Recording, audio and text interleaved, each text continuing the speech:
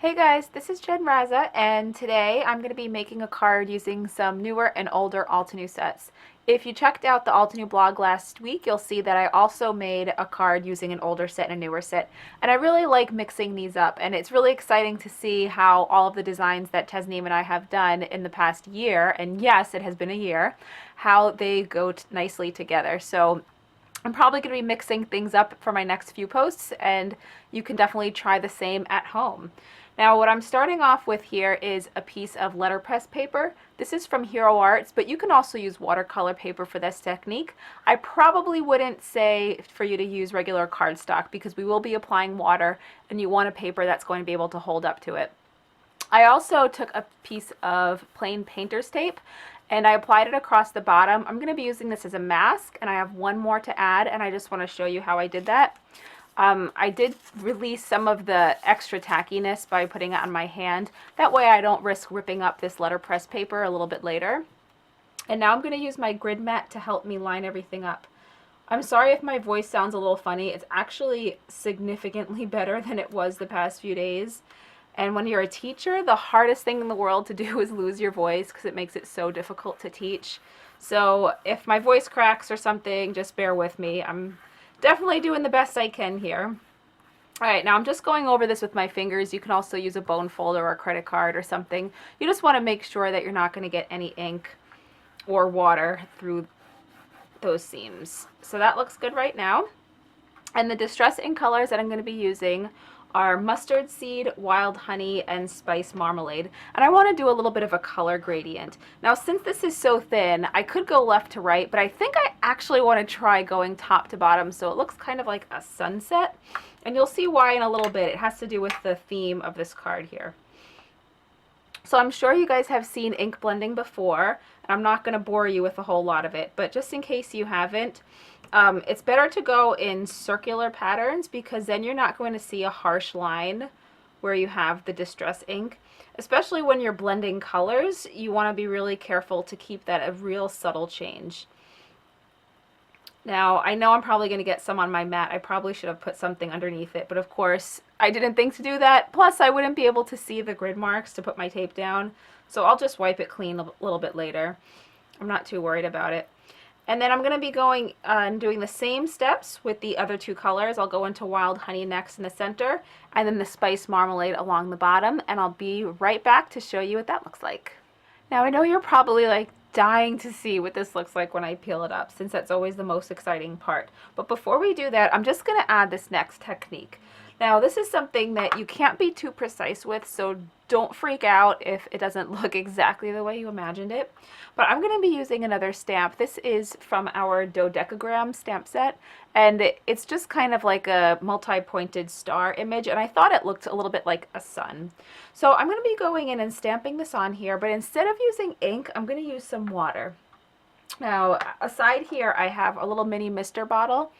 And you don't want to spritz too much because then you're not going to get to see the definition of the stamp image.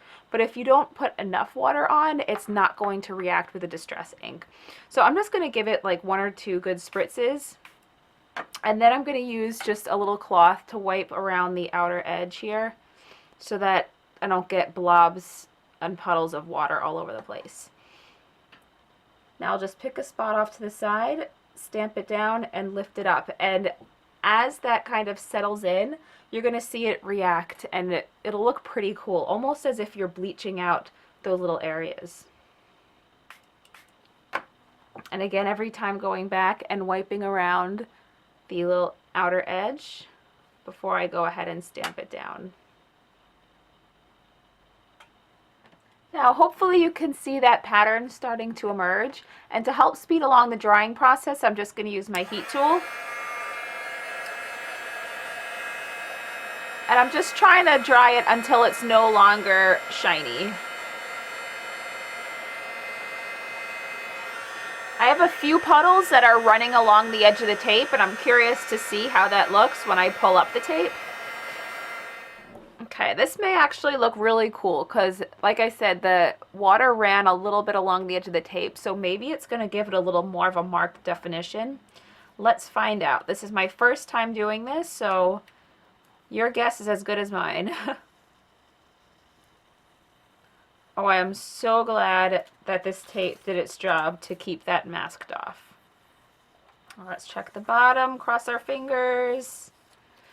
All right, so I had a little teeny bit of bleeding here, but I'm not too worried about it. And if it's something that really bothers you, you could definitely take like a white gel pen and go over that so that you have a little bit of a crisper line. But I like this look. It almost looks like those fancy scarves. I'm not really sure what that technique is called, but I'm sure you've seen them. It's not quite tie-dye, but it looks very similar to this, and it has those bleached out designs. I think it's pretty cool. All right, now the sentiment that I'm going to be using is this Hello, and it is from the Halftone Hello set. And I'm going ahead and going to use the smaller one here because I want to have the solid image, and the other two stamps are the Halftone Gradient and the Outline. So I think this one will be perfect. And I'm going to be using one of these Memento Tuxedo Black Dewdrops. My big pad is really starting to run dry, and lucky for me, I recently did a stamping event with Jennifer Engel, and I was able to take home a few of these, and I am so happy because this saved me a trip to the craft store. Okay, I have that all inked up. And now I'm just going to line things up over here along the right hand side. Again, using my grid mat for help so I could keep it all straight.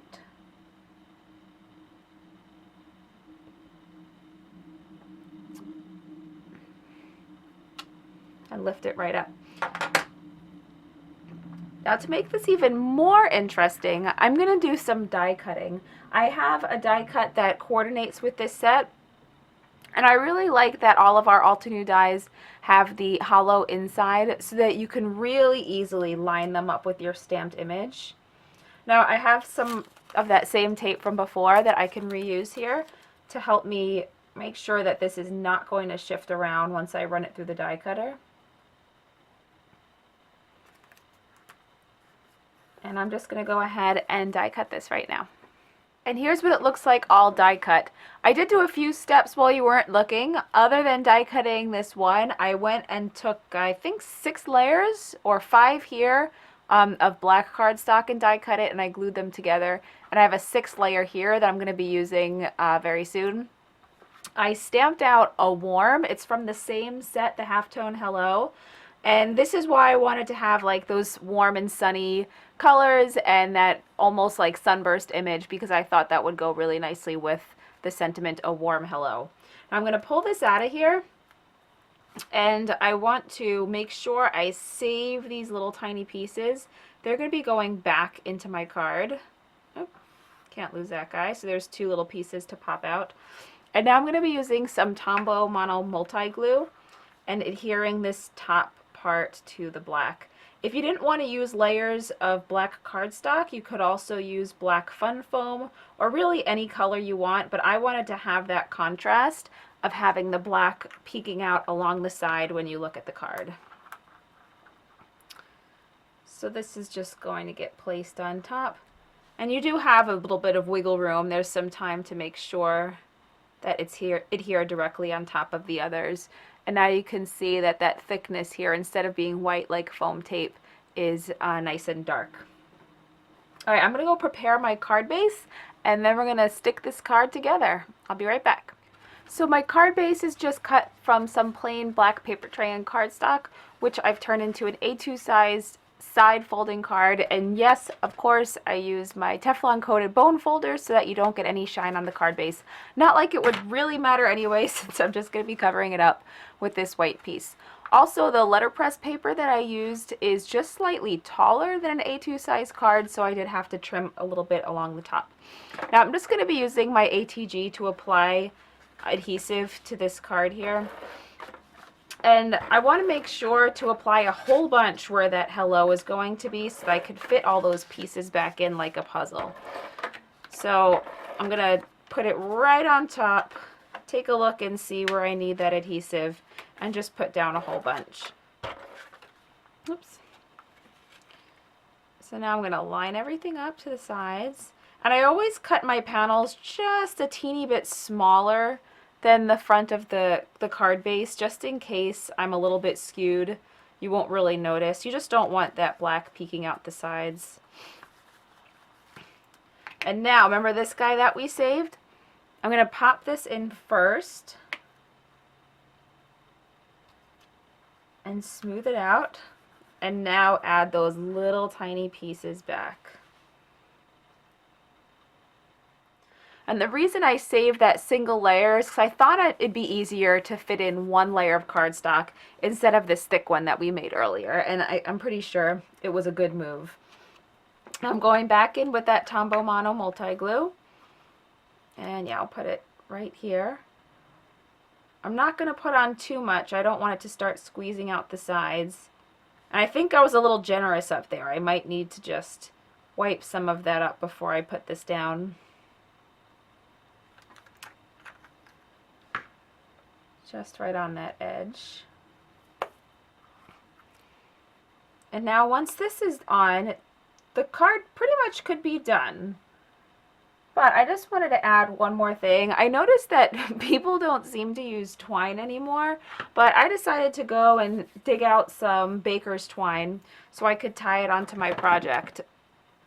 I feel like I bought this stuff and jumped on the twine bandwagon like maybe 2 or 3 years ago when everyone was using it. And then I just lost interest and I started using embroidery floss instead of my projects. And I also use a lot of crochet thread. But for this card, since I have just black and white contrasted with that ink blending that we did, I thought that this would be perfect to go along with it. Now I hope I don't have performance anxiety here. Tying bows on camera is always a little bit stressful. And I probably should be using those tweezers I have. I think they're called cross lock. The ones that can kind of hold the twine for you while you tie the bow. But I was going to cross my fingers and go for it. Let me cut off the excess and fiddle around with this guy for a little bit to see if I can make a passable bow. And here is the completed card. I really hope you give a technique like this a try, and if you do, definitely post it to your blogs or if you have a Flickr account and share it with us. We'd love to see what you guys are working on with Altenew stamps. Thanks and have a great day. Bye.